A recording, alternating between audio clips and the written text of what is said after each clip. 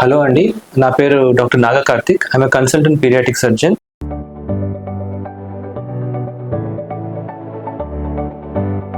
Today ఇలాంటి paediatric surgery topic కామన్గా వచ్చేది ఎవ్రీ వీక్ మన day in day out deal చేసే కండిషన్ ఒకటి, అది హెర్నియా హైడ్రోసిల్. పేరెంట్స్ వాళ్ళ పిల్లల్లో హెర్నియా అంటే బీర్జాల వాపు కానీ హైడ్రోసిల్స్ బీర్జాల అవన్నీ చూసినప్పుడు వాళ్ళకి వచ్చే కామన్గా వచ్చే డౌట్స్ ఏంటంటే వెయిట్ చేయొచ్చా, పెద్దయిందా చేసుకోవచ్చా, లేకపోతే అప్పుడే చేయాలా.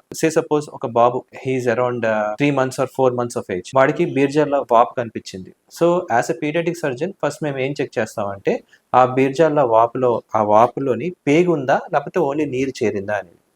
ఈ రెండిట్లో డిఫరెన్స్ ఏంటంటే పేగు ఒకవేళ బీర్జాలకు జారింది అంటే ఇర్రెస్పెక్టివ్ ఆఫ్ ద ఏజ్, అంటే డే 1 బేబీ అయినా కూడా పేగు బీర్జాల్లో జారడం డేంజరస్ కాబట్టి ఆపరేషన్ చేసి పేగుని మళ్ళీ కడుపులో పెట్టేసి ఆ బీర్జాలకి ఉన్న కనెక్షన్ని మనం హ్యాండిల్ చేసి ఆ కనెక్షన్ అనేది క్లోజ్ చేయాలి.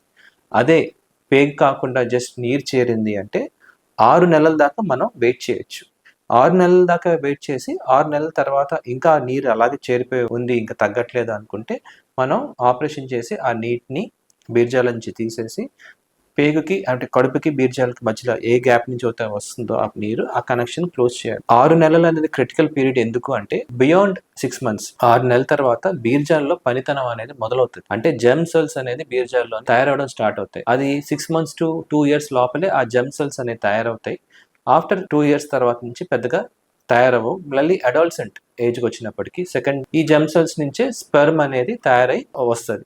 సో ఒక గుడ్ క్వాలిటీ స్పెర్మ్ రావాలి అంటే ఈ 6 months to 1.5 year 2 years age లోపలే వాళ్ళకి హైడ్రోసిల్ కానీ హెర్నియా కానీ ప్రాబ్లమ్స్ ఉంటే అవి ట్యాకిల్ చేసి అది మనం హ్యాండిల్ చేస్తే వాళ్ళకి ఒక హెల్దీ స్పెర్మ్ అనేది ఫ్యూచర్లో వస్తుంది.